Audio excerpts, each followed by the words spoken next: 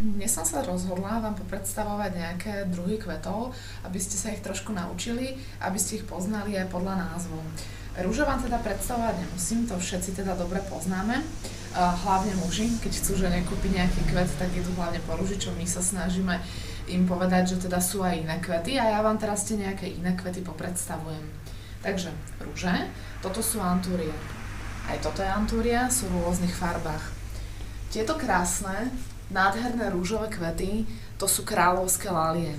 Bývajú aj lálie obyčajné a lálie longy. Toto sú kráľovské, tieto sú najviac voňavé. Tie longy, im visia trošku kvetinky smerom dole a obyčajné lálie tie sú nevoňavé. Bývajú v rôznych prevedeniach. Potom tu máme takýto nádherný ilex. Je teraz sezóna ilexu, keďže je také už chladnejšie počasie. Takže ilex býva aj v takej lososovej farbe alebo v žltej farbe. Tuto máme nádherné voňavé frézie, ktoré všetci poznáme. Sú veľmi obľúbené, aj moja mamina ich má strašne rada, takže frézie sú nádhernou súčasťou kvetinárstiev.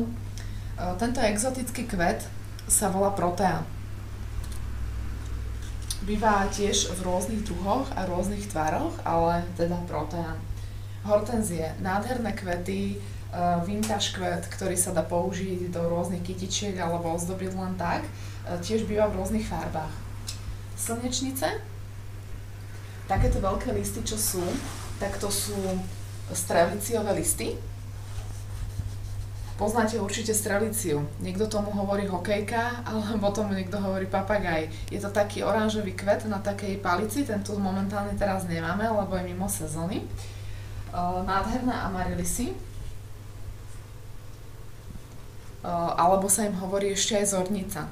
Je to taký jeden z vianočných kvetov, ale máme ich celoročne, teraz ich máme v tejto krásnej ružovej farbe, okolo Vianoc ich zvykneme mať v bielej alebo v červenej, lebo sa im hovorí aj ako vianočný kvet. Tuto máme krásne anemonky, vyzerajú ako vlčie máky. Nádherné. Krásne svadobné kytice sme tento rok z nich robili. Bývajú v rôznych farbách, bývajú fialové, biele, proste rôzna škála farieb.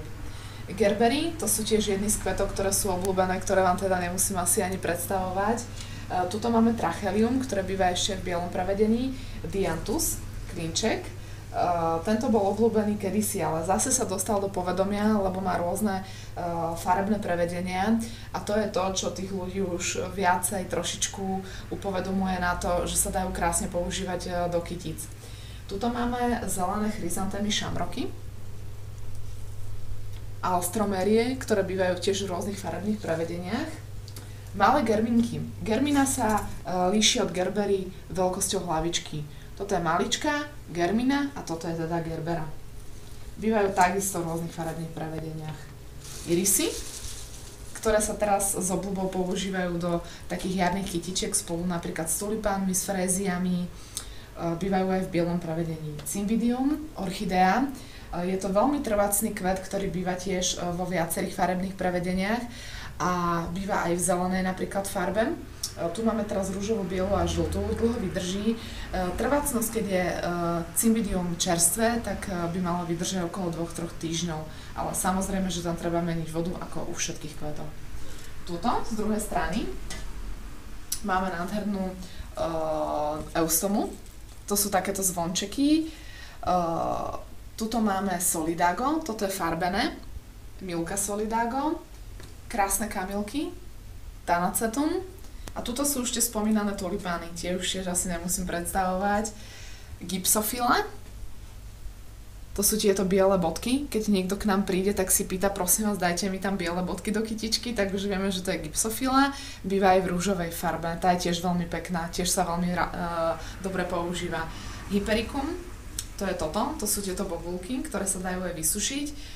Býva v rôznych farbách, býva tiež také lososovej, v tejto takéto ohnivo červenej, v zelenej farbe, je veľmi obľúbené. Z tejto ďalšej strany, keď sem prejdeme, môžete sa pozrieť, máme chryzantémy. Tých je tiež nespočetne veľa druhov. Tuto sú hyacinty, krásne voňavé kvety. A tuto máme solidago, to čo sme mali farbené, milka. Tak toto je klasické žlté solidago, ktoré nájdete niekde aj na poli, ale toto je teda to aranžerské, ktoré naozaj vydrží tak, ako má. Nebudú mu tak rýchlo žltnúť listy, ako to, keby ste si otrhli z pola. A tuto máme nádhernú limonku, ktorá sa dá takisto vysušiť a tiež sa nádherne s obľubou používa. Takže toto je odo mňa asi všetko. Predstavila som vám nejaké kvety, možno na budúce predstavíme ďalšie. Prejdite si to znovu so mnou a možno sa nejaké naučíte a keď k nám na budúce prídete, budete vedieť povedať a prosím, dajte mi hortenziu. Ahojte.